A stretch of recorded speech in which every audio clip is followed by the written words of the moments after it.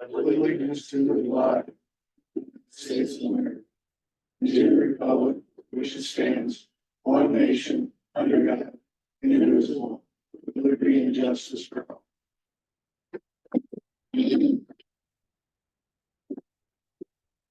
All righty, roll call, please.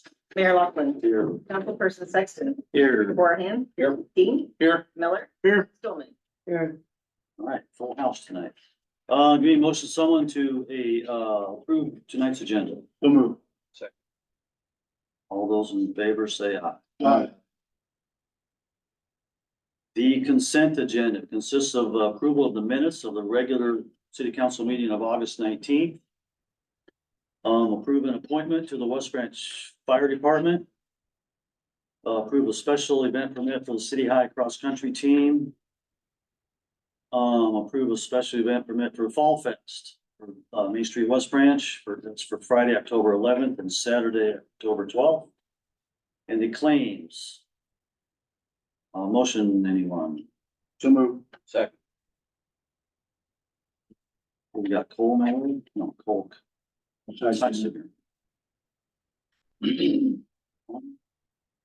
Any comments, questions, anyone? Okay, let's vote then, please. Councilperson Dean. Yes. Horahan. Yes. Stillman. Yes. Miller. Yes. Sexton. Yes. Okay, presentations, open forum. If anyone is would like to address the council online or live, you can do so. Anyone here to address the council? Hearing none, we'll move on. Resolution 2494, approve the site plan for lot 4, Meadows Part 3. Motion. So move. This is the independent living facility. What do we call it? Independent assisted living.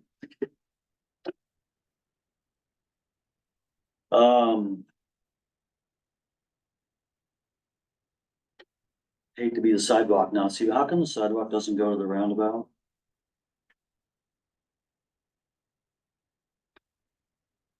Sorry, what? The sidewalk doesn't go to. It's already there. It is? That's it. Okay. I thought that was part of the project. So. Sections already. Got it. Answered that. Sidewalk that's already been installed, so we're just connecting to it. Good job. Any questions, anybody? This is for approval. This has been through P and Z, I imagine. What was the vote on that? They were all in favor. So, Wasn't too much discussion, because this came to us a year ago. yeah, There's just been 2 or 3 minor changes in that year with the state fire marshal's office and a couple other things going on. But it's pretty much 99% the same exact thing. We just want to make sure it came back up to you guys. all right. I don't see any reason to approve it, so. Any discussion, anyone? Are they units that are rented or leased or owned? Least. How many, just out of curiosity, how many are there? 43. Mike's looking through. Yeah, I am. What's the age limit? It's not fun. There's memory care there too, I think. It's close to. I'll be needing that. What were we talking about? No, I'm just kidding. Okay, we got a motion to approve, so let's go ahead and vote, Leslie. Councilperson Dean. Yes. Sexton. Yeah, Horahan. Yes. Stillman. Yes. Miller. Yes. All right, resolution 2495, change order number 2, the amount of $983 for the East Side Water Main project. This is phase 2. Looks like they get some pavement to driveway to the church, Catholic church. Yeah, Seen it right? this is the. We didn't get a second. I'll second. Oh, Explain what's going on. So this is the driveway by St. Bernadette's Church. For them to do it as concrete was actually cheaper. Was part of our agreement to do asphalt or as is. I also asked the engineer and Matt as well. I was like, why don't we just go to concrete? Because that's eventually what we're gonna go to. Well, if we do concrete too early, as you know, snow plows can get it and yeah, it's out of, if the edges aren't tight, there could be some concerns there. So that's why we stayed with asphalt and it's, yeah. okay. Isn't the lower driveway actually Fourth or Fifth Street? Not the driveway part. I thought Fifth Street went all the way back to the manhole. In the back corner of that lot. It's possible, we don't. You think that's Fifth Street all the way through that part?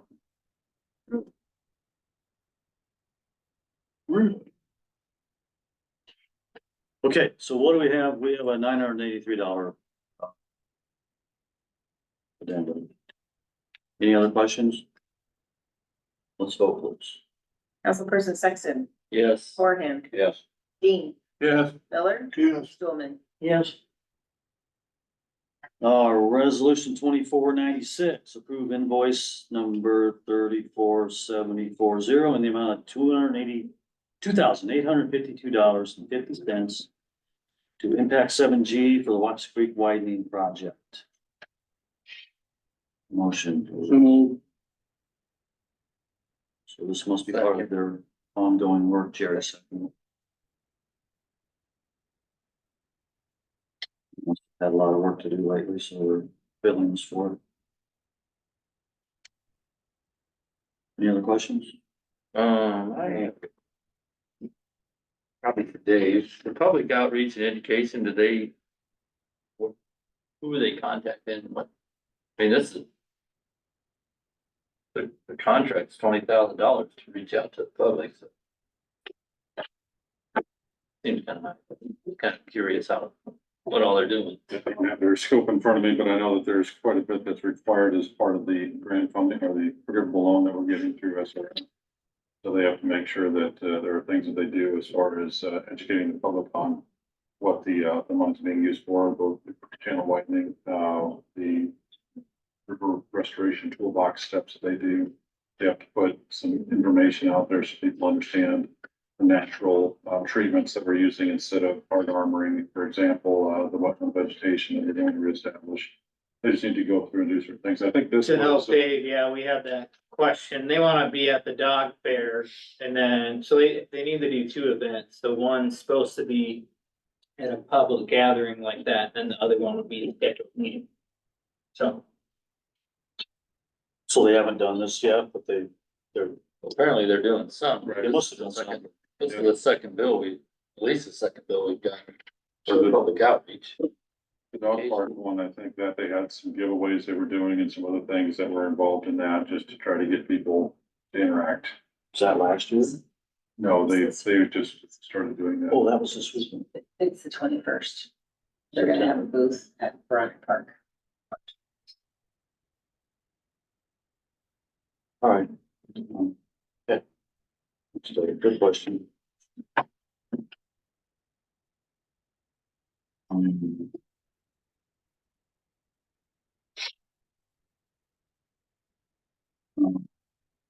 Any other questions? Go ahead, Leslie. Councilperson Dean, Yes. Sexton, Yes. Stulman, yes, Miller, Yes. All right, let's talk about our overlay district.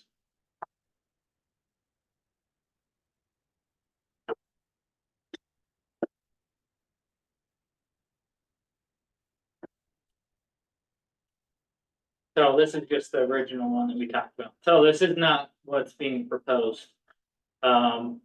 There's some changed language from historic preservation and Main Street to try and make it one, so then I guess procedures are the same for each district.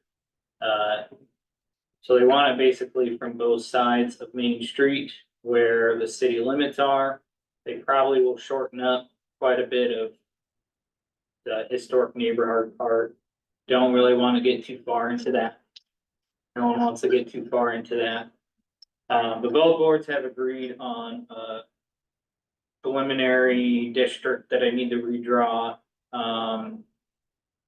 Really, the more harder lengthy process is what is actually gonna happen inside that district. So we got the easy part out of the way in terms of where the district is. But there still needs to be discussions had in terms of what those design guidelines should be. We've all seen best practices for Main Street, Iowa. And a couple other places. But yeah, where we're at right now is we at least have some sort of district agreement. But I think there will be more meaty conversations coming up.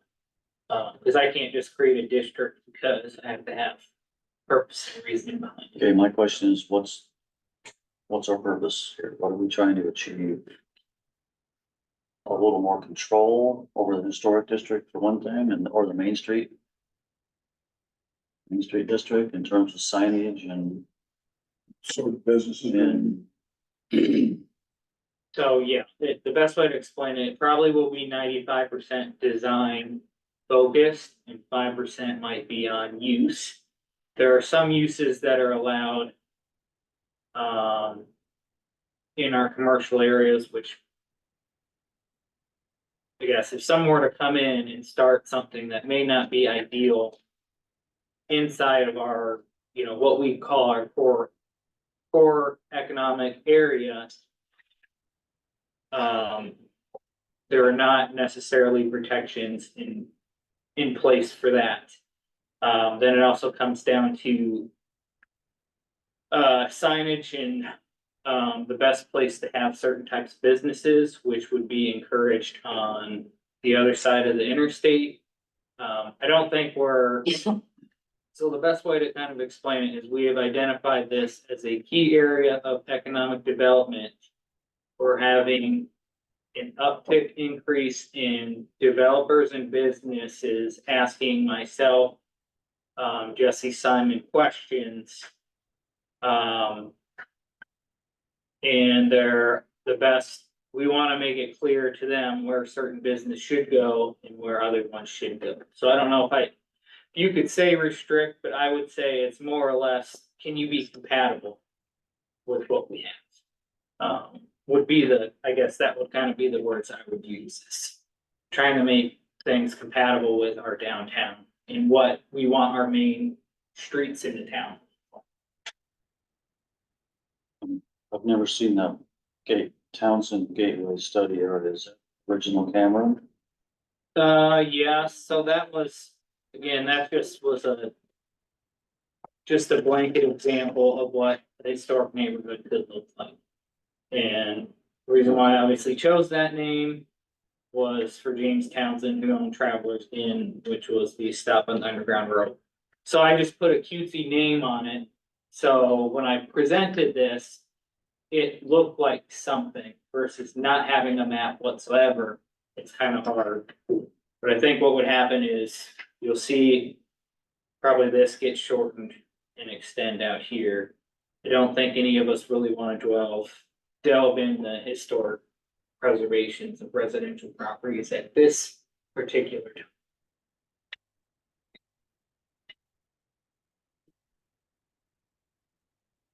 time.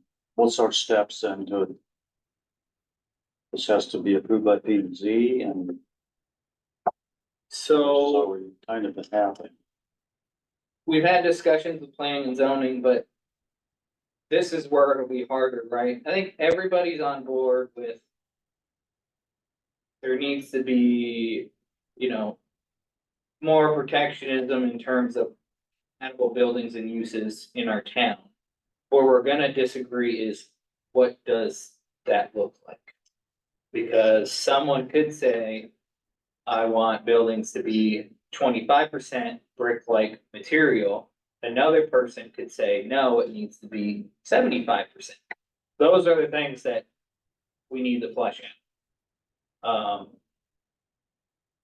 So I think where you've gotten to the point where everybody's in agreement that this is what our district should be. But yeah, the nuts and bolts, those are gonna be conversations that Detail. need. So to best explain that, I would have sample language for each board to discuss next month. So. Or the beginning, again, the end of this month, please. We have a timeline that we're looking at. I think ideally, with all the public hearings that are required. It probably won't get approved until. Late October, cause it's an ordinance. So it'd have to be 3 readings. But you should see it by the first week of October. By the very latest.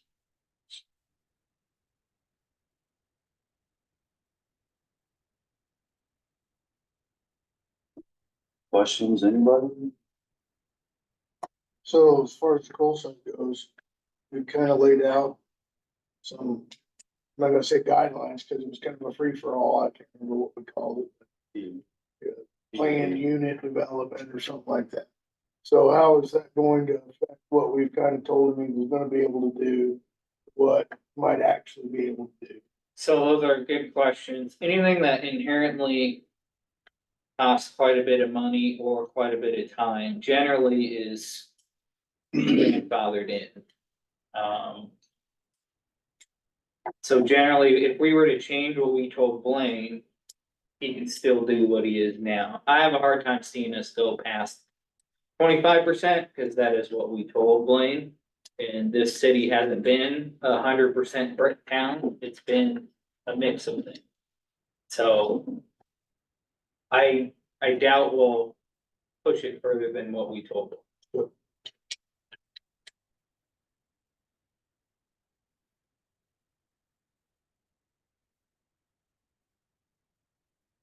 I can't think of anything else.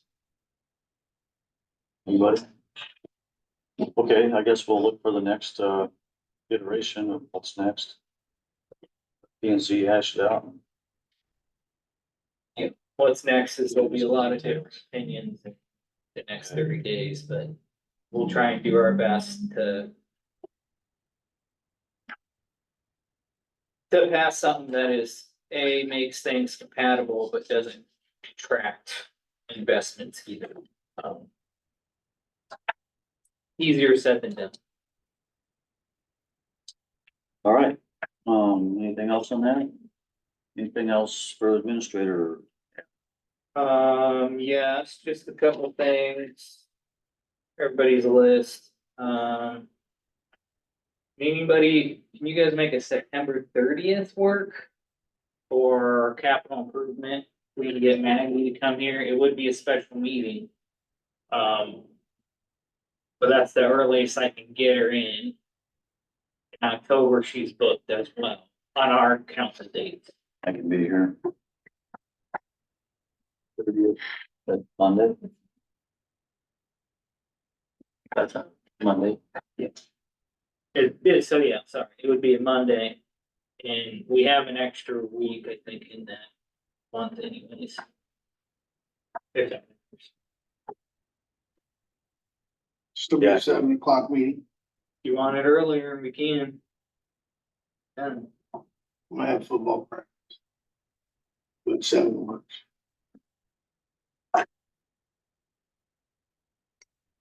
Okay, What else we got? Solid waste, I did send those out to. A lot of companies that had contacted me over the last year. It really doesn't come out till October 1st, but I did send it to all of them in advance. December 16th is when we'll see those RFPs be submitted to our office. That's the deadline. Then just kind of want a reminder that we didn't talk about this, but we've got 2 development agreements that need to be approved either next meeting or the following. It's with the Independent Assisted Living Center, and then it's West Branch Dental. I know we gave them all verbals, but we gotta add it to our urban renewal plan. We gotta do it the formal way. So just want to remind you that those are coming up. So we adopt the development agreement and then after that, we add to I think we got to amend everything else, just those 2 for the urban renewal. Yeah, and Cedar Johnson, but I think that's already in, so. yeah. And then last, I guess, I wanted to kind of point out that the spring and summer series from the library was actually really good and well attended. So I just want to make sure that the library gets some good recognition because it was pretty crowded in there, which is a good thing. But I just wanted to thank the library for keeping those events going. Good job. Okay, city attorney's not here. Dave? We'll have you. Just a couple of things, Boomerang continued to work on the punch list for the wastewater plant. Get that one wrapped up. And then on the water main project, we had a little bit of exploration, trying to find some services here recently. A little bit unusual on how those are routed, so. Are those going Two to up here, the hill and fourth, and the others There's are gonna be south some on on second? second, yeah. So the contractor's working through that with Matt and staff, so, as soon as we get those located, we should be able to get things moving on that. Okay. All right, city staff, anyone? The Parks and Rec updates, next week we start youth programming, so play football for pre-K through 2nd grade, volleyball for 3rd through 6th grade, running club for girls 3rd through 5th grade, and then we're right in the middle of an adult slow pitch league, we'll have a tournament this Sunday with Fall Fest, and that's been going really well so far. It's 5 teams, you have 6 teams, 6. 6 teams? Yeah. Yep. The tournament could generate another two. It's open for others. Yeah. We can't use the smaller fields, so we'll hit home runs and run us bankrupt on golf balls. So I don't want to time teams to play a big one.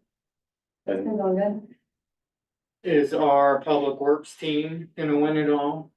You know, Yeah, probably not, but they had a win. I don't know what they did this week. Last week they had a win. They have a lot of So they're subs on their 500? team, so they're bringing in a lot of random people that are making connections out there. Public Works is, yes, they have their own team, so they're representing the city well. Sorry, none of us can help you. We're Gabe got it together. cool She's good. softball. Not anymore. All right, thank you. Anybody else? Right, chief. Haven't had a chance to meet you, Mr. Miller, and will someday get to speak to you individually here. West Branch City Council, I'd like to take this time to just give you some updates on where we're at with the police department. So, as you know, we are now full staff. Correct, we're there. We have 5 full-time officers. Ryan Dorsey completed the Iowa Law Enforcement Academy on August 16th. Both Kathy and I were able to attend the graduation ceremony, which was an awesome ceremony in Des Moines. Ryan began and has already completed his field training process well ahead of where we both thought he would do very, very well, to say the least, and he did excel. So we are now, all officer positions are filled and we're all working shifts. So we're still tweaking the schedule about where our hours are best spent, but as of right now, we are 100% covering hours from 6 a.m. to 2 p.m. or 2 a.m. the following morning. So that leaves a 4-hour window. And I've had very productive meetings and agreements with the administration of the Cedar County Sheriff's Office that collaboratively we will cover those 4 hours from 2 a.m. to 6 a.m. the next day. So very good partnership that we've Kathy and I have fostered there, and they're a very good partner for us. The team, I really view our department as a team. That team atmosphere is huge for me. We're gelling as that team. We're working collaboratively. Kind of the mantra that Kathy and I are pushing is that we are not a bunch of hammers looking for nails. We are a bunch of law enforcement professionals looking to address the problems and concerns of the city. And that's what we're doing. There's one issue that has routinely come up within our staff, and that is the 8-mile residency restriction. So my intention here tonight is to address some of those concerns and put forth the potential of some options for that. So West Branch PD, we have to move with the times. In order to be marketable, we have to move with the times.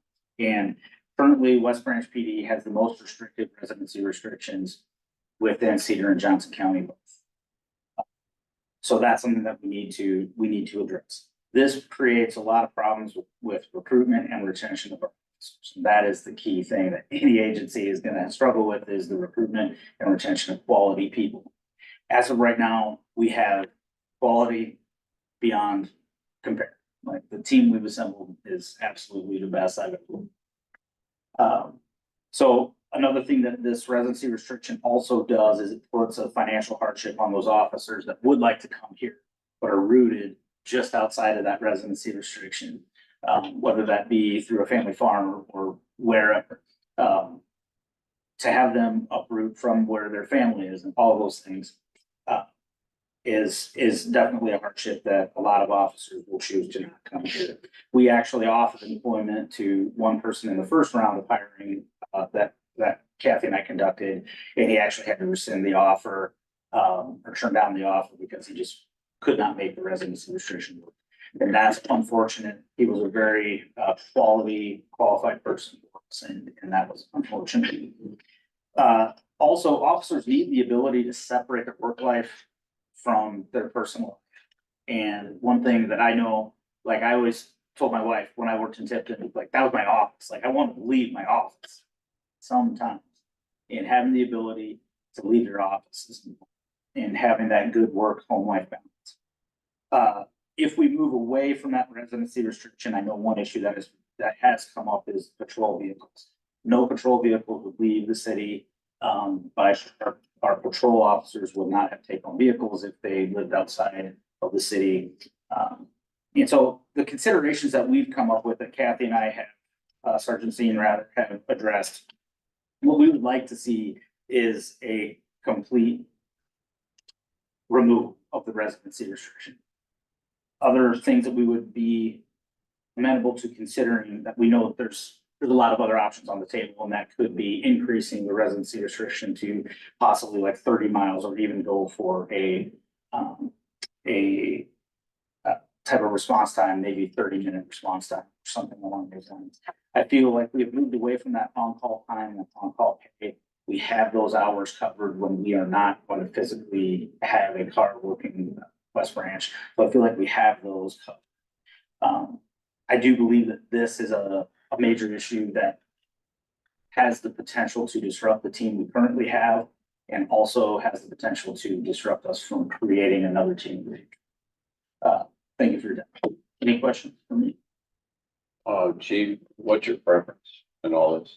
You've made a couple different options there, and I'm just curious what you really think would work. What I would like to see is the complete elimination of the residency restriction. I'm in favor of that. What other cities, say West Liberty, I know one of those guys lives here. How far? Do they have a restriction, West Liberty and Tipton? Not that I know, Tipton went away with theirs. You know, the only real restriction here in Cedar County is Durant, 25 miles. And the Cedar County Sheriff's Office, obviously, at the level of the county. I think the restriction policy was good when we had on call, and the times are changing, and we've gone out of our way to expand the police force and recruit quality people with pay. And I think we need to look at it as though it's changing and adjust with the times. I would just have a couple comments. Greg has done an excellent job building relationships with Cedar County. Since this transition of us being down in the police department and Kathy being in charge, then you taking over. I haven't heard any conflicts at all. It seems like the county has been pretty good about taking call, when we have people who are available. So I think that was important. When I look at safety, I look for safety for everyone. And quick response. So during this time, you know, the county's done an excellent job and you guys have done a good job of screening it all. So I think it's workable. And I will say residency requirements and on call do affect retention. You know, when you hire a person and you say, okay, we're gonna hire you 40 hours a week. And by the way, some weeks you might have to be on call 35 hours and you have to live in town. To me, I think if you broaden things out a little bit, I've known of police officers that are outside the residency requirement that would have put in for this department if they didn't have the residency requirement. Usually what happens is when we're on call on the police department, there are times when I was on call where I actually sleep in my uniform, but when you're working, you call in the middle of the night, you just don't get up. You just run out the door. It takes you gotta put your gear on, get your car started, warm up your car. It's winter time and stuff like that. Where I'm going with that is the county usually gets there first anyway. One thing I've heard too, that I was glad to hear you say earlier, in the past, that you would be on call, or Sergeant Steve would be on call to screen the calls. In other words, if something is big that we need to get out to, we're not just gonna dump on the county and run away and see it the next day. It's interesting that you have a follow-up procedure there. I think it's important to have a supervisor on call that can help screen those.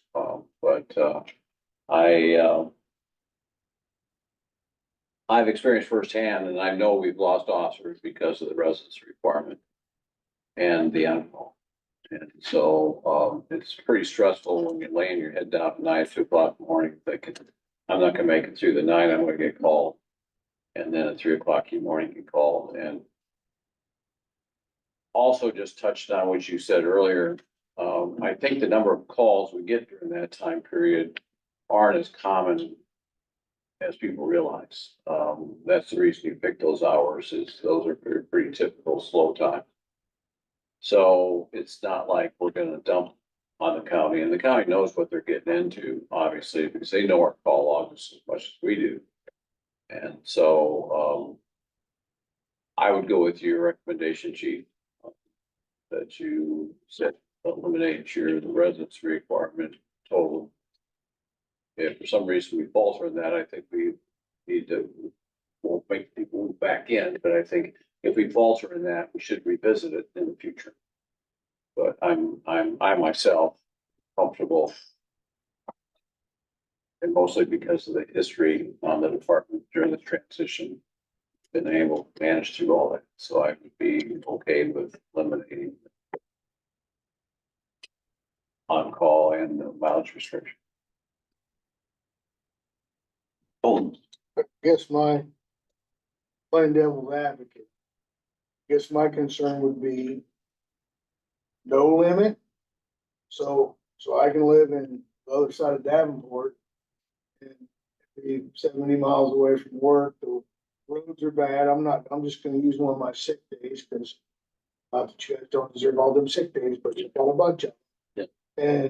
And so now you're putting burden of covering the town either on somebody else who is off, or the taxpayer is suffering because there's nobody here. So no limit I don't know, I mean, you can make it 30, 40, 50 miles, I mean, make it something to where it should be attainable for most people that really wanna work here. To be able to live within 30 or 40 miles of this place. No limit, no limit, they could not even live in the state. They could be one of our police officers. There's just the word no limit.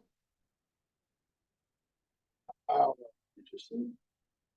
That's why we asked you back on the council. You see the wheels. And I see your points. What would you suggest?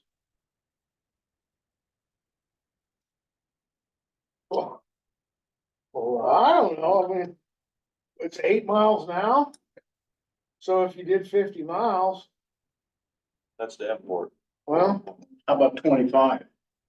you could go even a little bigger than that, I mean, you know, but truth be told, if somebody can drive on 75 miles to work every day, you'd have to consider, why? You know, And I would like to address some of those concerns. So, take departments such as Iowa City that has 0 residency restriction, even the city of Tiverton, they have not experienced people from Des Moines that say, I'm gonna commute from Des Moines and work here. And so I know that there's a theoretical issue that could arise. The practicality is I don't think it would practically occur. But the theory, I definitely appreciate what you're saying and I do understand. so then what I'm telling you is if we did a 40-mile limit, the practicality of it is it's gonna work. I have 0 issues. That Cedar Rapids, that's probably I think not the 30, Quad I Cities, think 30 gets you up to Marion. Marion. I'm not looking 30. for one answer. I'm looking for a solution that Gets you Muscatine. that solves our retention problems and gets us. Yeah, and absolutely. Yeah. But just the word no limit, So out of our force right now, how many officers would we be looking at? That this restriction is 2? Yeah. So going to, Colton's theory of, and it's mainly only gonna happen in the wintertime.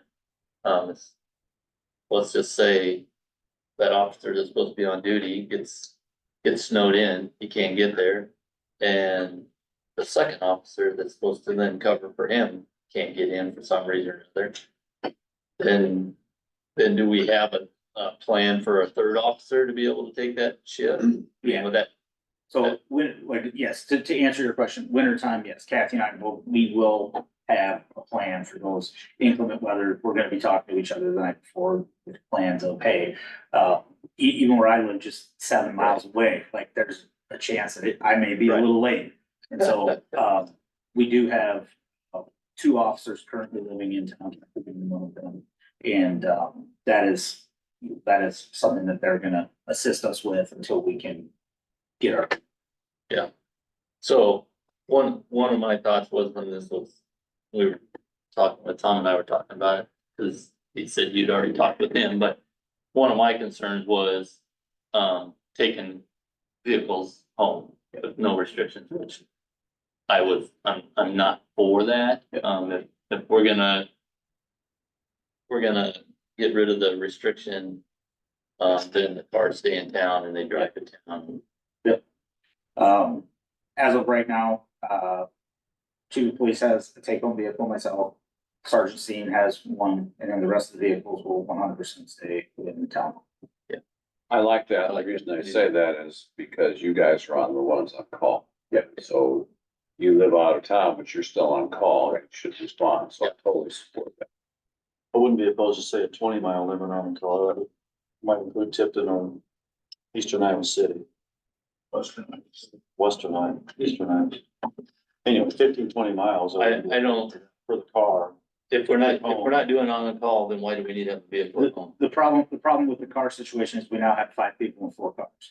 And so, I think we are good as a department leaving those 2 vehicles here.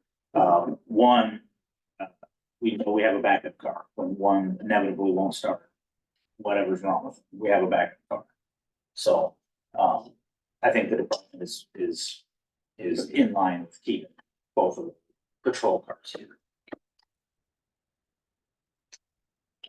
Yeah, I guess the restriction I would look at is Davenport, Cedar Rapids. I mean, that's probably the farthest away. You drive farther than that to go to work. You probably should have got a job in one of the Yeah. communities that's closer to you. Yep. So, I mean.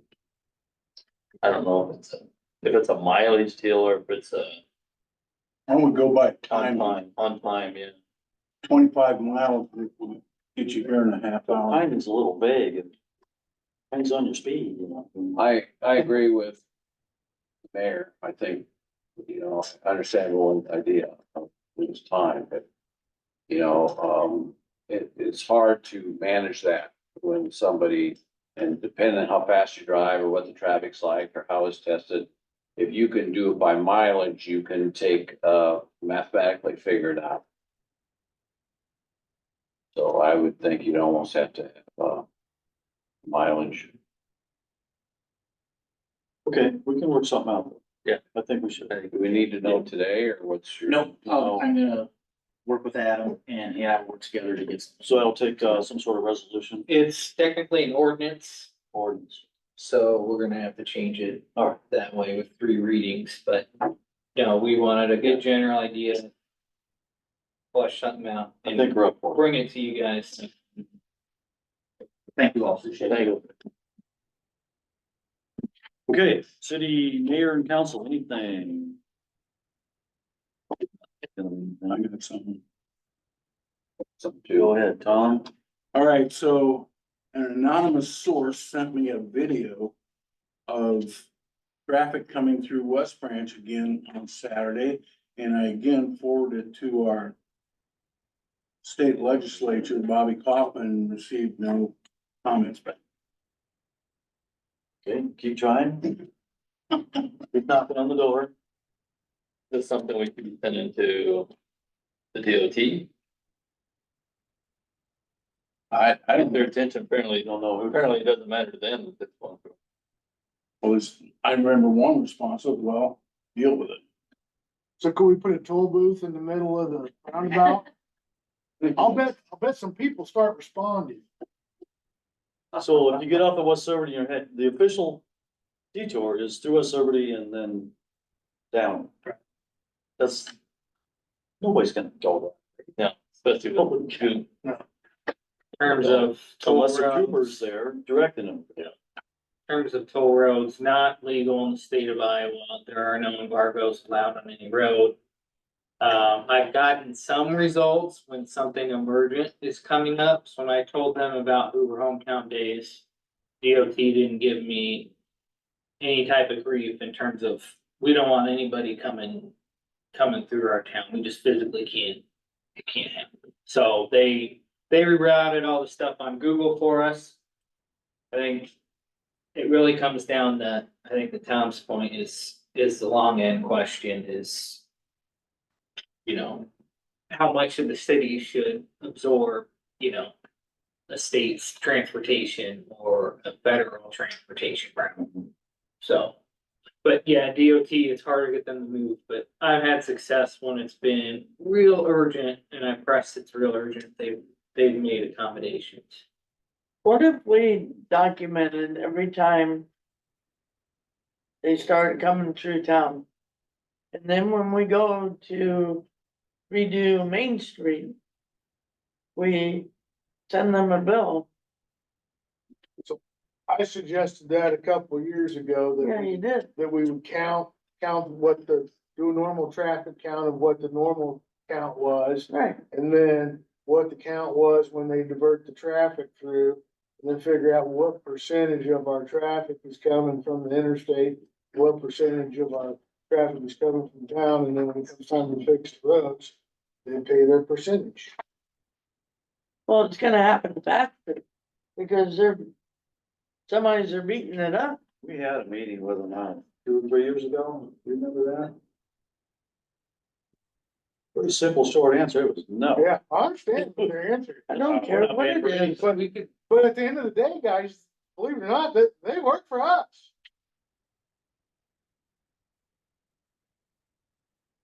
It's a state agency. To a certain extent, they probably look at it as we work for the state as a whole. In terms of Dave, I don't know if I reached out to you or not, but one of the transportation guys at ECIA asked me about raise grants. Isn't that a fund for cities that have a lot of, I guess, interstate traffic flow through them? That was brought up to me in the last couple of days as I've been asking these questions. So it's before I thought there was no funding, now it's competitive race. Well, another thing we need to think of before, I know everybody wants to be ugly, but, you know, they're building us a bike trail underneath the interstate. They worked with us real well in trying to keep the overpasses open that our fire department needed open to protect the surrounding area. So, I mean, they do try.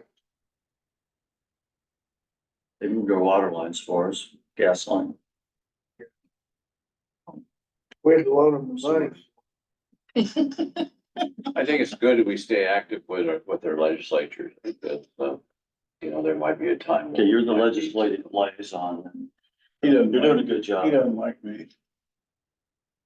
What'd you have? I'm not sure who to thank for all this, but I did notice there was some crosswalk work, in high school. There's some signs and stuff like that, so thank you for doing that. I think it's gonna be in that very active intersection, so we should always constantly look at that, maybe in ways to improve it, but I think for right now, it's something we needed to have done. You guys got it done. I know, Adam, you had something to do with that, and I know Matt from the city works, and I know Lee was consulted on some of that stuff, so I just wanted to say thank you for that crosswalk. It's definitely a good place for it.